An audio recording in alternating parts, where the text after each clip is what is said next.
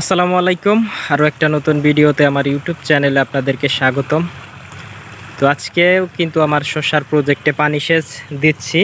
তো আপনাদেরকে আমি আজকে দেখানোর চেষ্টা করব যে আমার প্রজেক্টে কিভাবে আমি পানি দিচ্ছি।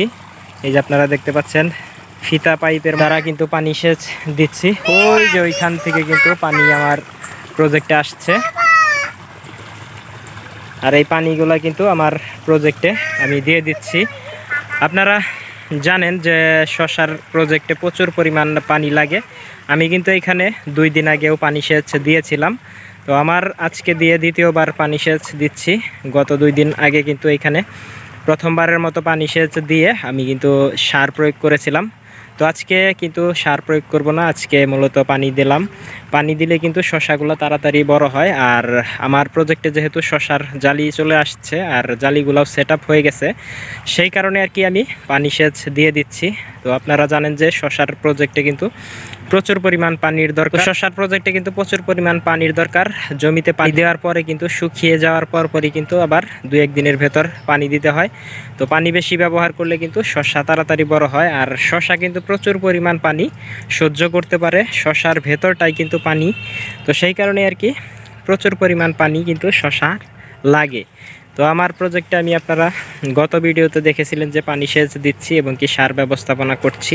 তো আজকেও মূলত এখানে পানি দিয়ে দেব শসার জালিগুলা বড় হওয়ার জন্য।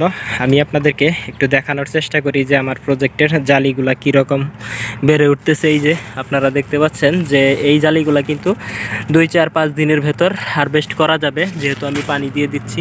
এই জালিগুলা আগামী কালকে এসে কিন্তু দেখব যে বড় হয়ে গেছে। তো এই পানিগুলাই কিন্তু এই শসার জালিগুলা নিয়ে নেবে। তো মূলত সেই কারণেই পানি দেওয়া। আর আপনারা জানেন যে এখানে আমি 20% জায়গায় শসা চাষ করেছি এয়ার মালিক সিডসের জাদু এবং কি তামিম প্লাস। তো তামিম প্লাস 2টা বেডে মাত্র করা হয়েছে, ওইটার ফলনও তামিম প্লাসের ফলনও কিন্তু জাদুর মতনই আসতেছে। তো শীতকালীন শসাগুলা কিন্তু আমি আমাদের এদিকে গরম যেহেতু, আর গরমের কারণে কিন্তু গাছগুলা বেড়ে উঠছে এবং কি ফল আসতে একটু লেট হচ্ছে। তো মূলত ফল লেট হয়নি, গাছগুলা দ্রুত বাড়ার কারণেই বোঝা যাচ্ছে যে ফলগুলা লেট হচ্ছে। তো গাছের বয়স আজকে 34তম দিন, আর 34তম দিনে কিন্তু প্রচুর পরিমাণ শসা চলে আসছে। এই যে আপনারা দেখতে পাচ্ছেন শসা, এটা কিন্তু 2-3 দিনের ভেতর হারভেস্ট করা যাবে। এই যে শসা, ভেতর সাইডেও কিন্তু শসার অভাব নেই। এই যে এগুলো সব সেট আপ হয়ে গেছে। তো আলহামদুলিল্লাহ, জাদু শসার একটা বিশেষ গুণ আছে, সেটা হলো জাদুর শসাতে কিন্তু তাড়াতাড়ি শসা সেট আপ হয়। তো গত বছর আমি করেছিলাম, ওইখানেও কিন্তু শসাগুলো ভালো রকমই সেট আপ হয়েছিল। অন্যান্য শসার মতো কিন্তু জাদু শসার কালার এবং সাইজ কিন্তু খুবই সুন্দর, এবং কি শসাগুলা দেশি শসার মতো, একদম দেশি শসার মতোই কিন্তু জাদু শসা। এই যে দেখতে পাচ্ছেন কালার এবং সাইজ খুবই লম্বা হয়ে থাকে, 18 থেকে 25 ইঞ্চি লম্বা কিন্তু এই জাদু শসা হয়ে থাকে। আর জাদু শসা কিন্তু এই 3টা থেকে 4টাই কেজি হয়ে যায়। সেই দিক থেকেও কিন্তু আমার খুব ভালো লাগে জাদু শসা। আমাদের টাঙ্গাইলে কিন্তু জাদু শসাটা ভালো চলে, কারণ লম্বা শসা আমাদের টাঙ্গাইলে ব্যাপক চলে, সেই কারণে আর কি আমি লম্বা শসা করে থাকি। তো আপনাদের এলাকায় বাজারগুলোতে কীরকম শসা চলে ওইভাবেই কিন্তু আপনাদের চাষ করতে হবে, কারণ আপনাদের এলাকায় যদি খাটো শসা চলে তাহলে কিন্তু এই লম্বা শসা করে কিন্তু দাম পাবেন না। এই যে দেখতে পাচ্ছেন জালি চলে আসতেছে, প্রচুর পরিমাণ জালি, আসলে ভেতর সাইডটাই গেলে বোঝা যাবে।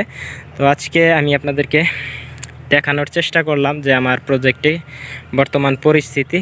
তো আপনারা চাইলে কিন্তু আমার কাছ থেকে এই জাদু শসার বীজ নিতে পারেন। শীতের সেরা জাতগুলাই কিন্তু আমার কাছে আছে, জাদু, এয়ার মালিক সিডসের জাদু, আইস গ্রিন এবং কি ভায়ারের মালিনী। তো এগুলা কিন্তু খুবই সুন্দর ফলন দিয়ে থাকে, শীতকালীন একটা জাত। আপনারা যারা শীতকালীন শসা খুঁজতেছেন তারা অবশ্যই আমার কাছ থেকে বীজ নিতে পারেন। যদি আপনাদের নিকটস্থ দোকানে পান ওইখান থেকে নিয়ে নেবেন। আর যারা শসার বীজ পাচ্ছেন না আপনাদের এলাকায়, তারা অবশ্যই আমার কাছ থেকে নিতে পারবেন। কুরিয়ারের মাধ্যমে সারা বাংলাদেশেই কিন্তু হোম ডেলিভারি দিয়ে থাকি। তো যাই হোক, আপনারা আমার প্রজেক্টের জন্য দোয়া করবেন। সবাই ভালো থাকবেন, সুস্থ থাকবেন, আর অবশ্যই আমার চ্যানেলটি সাবস্ক্রাইব করে রাখবেন। আল্লাহ হাফেজ।